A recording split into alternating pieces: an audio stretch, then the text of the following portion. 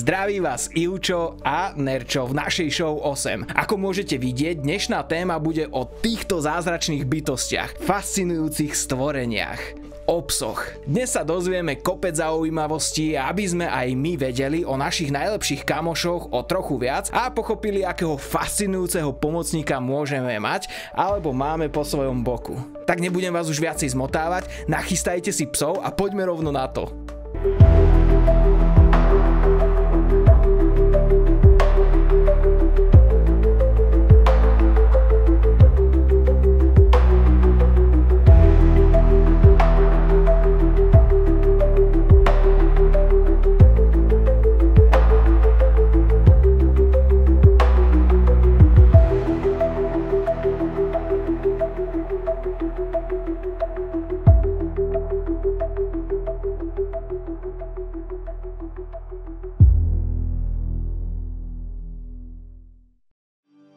Super čuch. Poďme sa ponoriť do sveta, kde realita nie je to, čo vidíme, ale to, čo cítime. Psí čuch nie je len lepšia verzia toho nášho. Je to úplne iný zmysel, ktorý im umožňuje vnímať svet v detailoch, o ktorých my môžeme len snívať. Viete, my ľudia máme okolo 5 miliónov čuchových receptorov, čo je fajn na rozpoznanie vône kávy alebo parfúmu. Ale psi? Tie majú od 100 miliónov u niektorých plemien až po neuveriteľných 300 miliónov receptorov. Predstava, že dokážete rozlíšiť jednu kvapku cukru rozpustenú v 2 olympijských bazénoch. S touto super schopnosťou dokážu vystopovať zločincov, nájsť výbušniny, odhaliť únik plynu alebo nájsť stratených ľudí aj po niekoľkých dňoch. Ale väčší wow efekt prichádza v medicíne. Výskumy ukazujú, že psi dokážu s neuveriteľnou presnosťou detekovať rôzne druhy rakoviny, pľúc, prsníka, prostaty už v počiatočných štádiách, a to len na základe dychu alebo potu pacienta. Trénujú sa na rozpoznávanie špecifických chemických zlúčenín, ktoré nádorové bunky produkujú a vedia ich odlíšiť od iných podobných pachov. A to nie je všetko. Psi majú aj špeciálny orgán nazývaný vomeronazálny alebo Jacobsonov orgán, ktorý nám ľuďom chýba. Ten im umožňuje vnímať feromóny, chemické signály, ktoré ovplyvňujú správanie a emócie iných jedincov. Vďaka tomu vedia čítať nálady iných psov, strach, agresivitu, sexuálnu príťažlivosť, ale aj naše, napríklad vycítiť stres alebo úzkosť. Používanie psov na detekciu chorôb má obrovský potenciál pre skorú diagnostiku a záchranu životov. Psí čuch je proste fascinujúca brána do paralelnej reality, kde vládnu vône a pachy. A my sa môžeme len učiť od týchto majstrov čuchového umenia. 3D sluch. Viete, že váš pes počuje aj to, čo sa deje v susedovom byte, aj keď vy nič nepočujete? Psí sluch je taký citlivý, že by mu mohol závidieť aj Iron Man so svojimi špeciálnymi prístrojmi, keby v poslednom filme nezomrel. Frekvenčný rozsah, ktorý dokážu zachytiť, je omnoho širší ako ten náš. Zatiaľ čo my počujeme zvuky do 20 000 Hz, psi idú až do 65 000 Hz. To znamená, že vnímajú ultrazvukové signály, ktoré sú pre nás absolútne nepočuteľné, ako napríklad zvuky, ktorými komunikujú hlodavce, netopiere a dokonca aj niektoré elektronické zariadenia. Preto reagujú na píšťalky pre psov, ktoré my nepočujeme, a vedia o prichádzajúcej búrke skôr, než sa zatiahne obloha.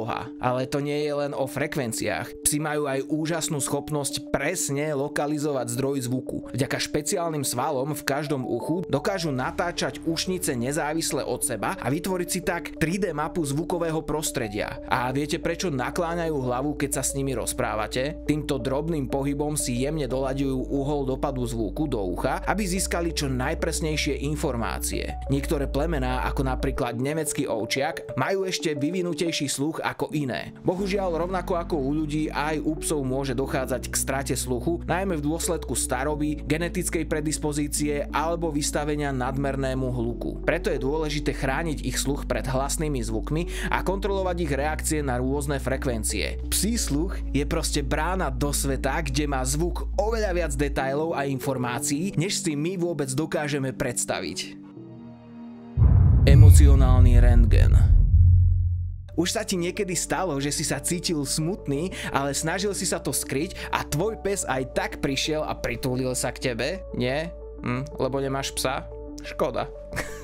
Žartujem. Psi sú totiž majstri v čítaní menších emócií. A nemyslím tým len to, že reagujú na náš tón hlasu alebo reč tela. Oni vnímajú aj tie najjemnejšie zmeny v našom výraze tváre, ktoré si my sami ani neuvedomujeme. Napríklad mikrovýrazy okolo očí alebo úst. Dokážu rozlišiť aj nepatrné zmeny v našom držaní tela, ktoré prezrádzajú našu náladu. A čo je ešte fascinujúcejšie, vedia cítiť naše emócie cez pach. Keď sme v strese, naše telo produkuje hormóny ako kortizol a adrenalín, ktoré menia náš telesný pach. Psi to dokážu vycítiť a reagovať na to. Napríklad sa nám snažia dodať odvahu alebo nás upokojiť. Štúdie ukázali, že pri interakcii so psom sa nám aj im uvoľňuje oxytocín, hormón lásky a väzby, ktorý posilňuje naše puto a znižuje stres. Táto schopnosť psov empaticky reagovať na naše emócie sa využíva aj v terapii. Terapeutické psy pomáhajú ľuďom s depresiou, úzkosťou, posttraumatickou stresovou poruchou a autizmom. Ich prítomnosť a bezpodmienečná láska dokážu zázraky. Takže ak sa na budúce budeš cítiť zle, neváhaj sa pritúliť k svojmu psovi.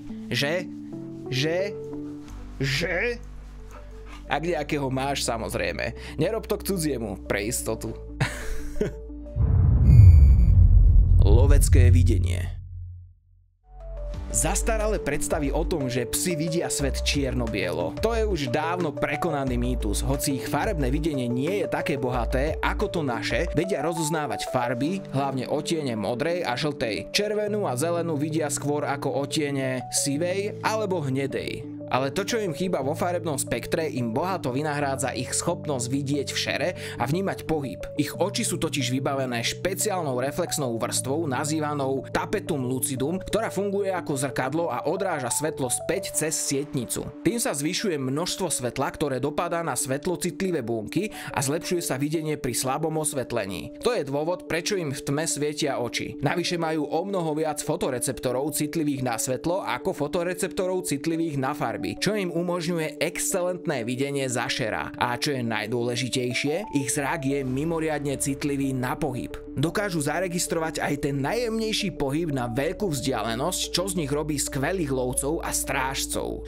Ich mozog je doslova naprogramovaný na to, aby si všímal pohybujúce sa objekty. Ich periférne videnie je tiež širšie ako to naše. Vidia až do uhla 240 stupňov, zatiaľ čo my len okolo 180. Takže aj keď nevidia svet v toľkých farbách ako my, ich zrak je perfektne optimalizovaný pre prežitie v rôznych podmienkach, prelov, ochranu a orientáciu v priestore. Ich videnie je proste iný druh HD. Záhada šiesteho zmyslu. Poďme sa teraz zamyslieť nad niečím, čo vedci síce nevedia úplne vysvetliť, ale čo chovatelia psov poznajú už stáročia. Psí šiestý zmysel. Už ste počuli tie príbehy o psoch, ktorí začnú byť nepokojní a vyť pred zemetrasením, alebo o psoch, ktorí odmietajú ísť do budovy, ktorá sa o pár hodín zrúti, alebo o psoch, ktorí vycítia blížiaci sa epileptický záchvat u svojho majiteľa a upozornia ho skôr, než sa čokoľvek stane. Existuje mnoho teórií, ktoré sa snažia vysvetliť tento jav. Niektorí vedci tvrdia, že psi sú schopní vnímať jemné vibrácie zeme, zmeny v atmosférickom tlaku alebo elektrostatické pole pred búrkou. Iní hovoria o ich mimoriadnej schopnosti vycítiť zmeny v pachu tela, ktoré signalizujú zdravotný problém. Ďalší sa domnievajú, že ide o kombináciu všetkých týchto faktorov. Proste dokážu spracovať a vyhodnotiť informácie z prostredia oveľa komplexnejšie ako my. Existujú aj skeptici, ktorí tvrdia, že ide len o náhodu alebo selektívnu pamäť. Pamätáme si prípady, keď sa pes trafil, ale zabudáme na tie, keď sa mýlil. Ale nech už je pravda akákoľvek, jedno je isté, psi nás neustále prekvapujú svojou schopnosťou vycítiť veci, ktoré my nevieme. A či už to nazveme šiestým zmyslom, intuíciou alebo len mimoriadne vyvinutými zmyslami, táto ich schopnosť je fascinujúca a neraz aj život zachraňujúca. Je to ako by boli napojení na nejaký neviditeľný kanál informácií, ktorý nám ľuďom zostáva skrytý. Ja osobne proste verím v superschopnosti našich miláčikov. Chvost namiesto jazyka. Zabudnite na frázy typu nemý ako ryba. Psi sú majstri komunikácie, len nepoužívajú slová tak ako my. Ich jazyk je bohatý a komplexný a pozostáva z kombinácie zvukov, postojov tela, výrazov tváre a pachových signálov. Vedeli ste, že psi majú desiatky rôznych štekotov, pričom každý z nich má svoj špecifický význam? Inak pindá, keď sa nudí a chce sa hrať, inak keď varuje pred nebezpečenstvom a úplne inak, keď sa cíti ohrozený. A to nie je všetko. Pozrite sa na ich chvost. Vrtia ním, keď sú šťastní, to vieme všetci. Ale už ste si všimli, že rýchlosť a smer vrtenia tiež niečo znamenajú. Rýchle vrtenie doprava z ich pohľadu signalizuje pozitívne emócie, zatiaľ čo vrtenie doľava môže znamenať nervozitu alebo strach. A čo uši? Vzpriamené znamenajú pozornosť, sklopené submisivitu. A čo olizovanie? Niekedy je to prejav lásky, ale inokedy signál stresu. A existujú aj tzv. Upokojujúce signály. Psi ich používajú na deeskaláciu napätých situácií, napríklad odvrátenie hlavy, vyhýbanie sa očnému kontaktu, zývanie alebo pomalé pohyby. Naučiť sa rozpoznávať všetky tieto jemné nuancy psieho jazyka je ako naučiť sa hovoriť cudzím jazykom. Otvára to dvere k hĺbšiemu porozumeniu a silnejšiemu putu s našimi štvornohými priateľmi. Sú to naši majstri komunikácie, ktorí nám neustále niečo hovoria, len sa musíme naučiť počúvať a pozerať. Majstrovstvo flexibilnej inteligencie. Zabudnite na stereotyp o psoch, ktorí vedia len aportovať loptičku. Ich schopnosť učiť sa a prispôsobovať sa novým situáciám je naozaj ohromujúca. Psi sú totiž majstri adaptibilnej inteligencie, dokážu rýchlo a efektívne riešiť nové problémy, učiť sa novým veciam a prispôsobovať sa meniacim sa podmienkam. To sa využíva v mnohých oblastiach. Videli ste niekedy záchranárskeho psa, ako prehľadáva ruiny po zemetrasení? Alebo vodiaceho psa, ktorý bezpečne prevedie nevidiaceho cez rušnú križovatku? Alebo policajného psa, ktorý vyňuchá drogy v aute? To všetko sú dôkazy o ich výnimočných superschopnostiach. A ako sa to učia? Používajú rôzne stratégie, od klasického podmieňovanie, odmena za správnu reakciu. Nerko, poď hore, pekne. Tak, daj mi packu. Tak, páči sa.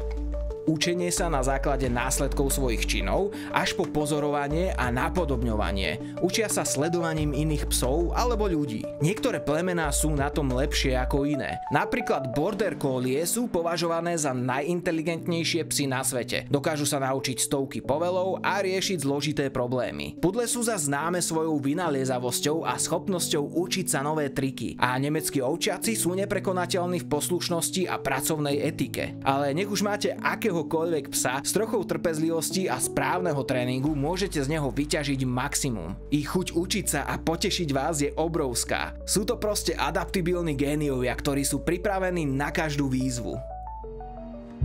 Vernosť vytesaná do DNA. A na záver si nechávam to najdôležitejšie, čo robí psi skutočne výnimočnými. Ich loajalitu. Že? To bezpodmienečné puto, ktoré si dokážu vytvoriť s nami. Je to niečo, čo presahuje bežné priateľstvo. Je to hlboká oddanosť, ktorá pretrváva aj v tých najťažších chvíľach.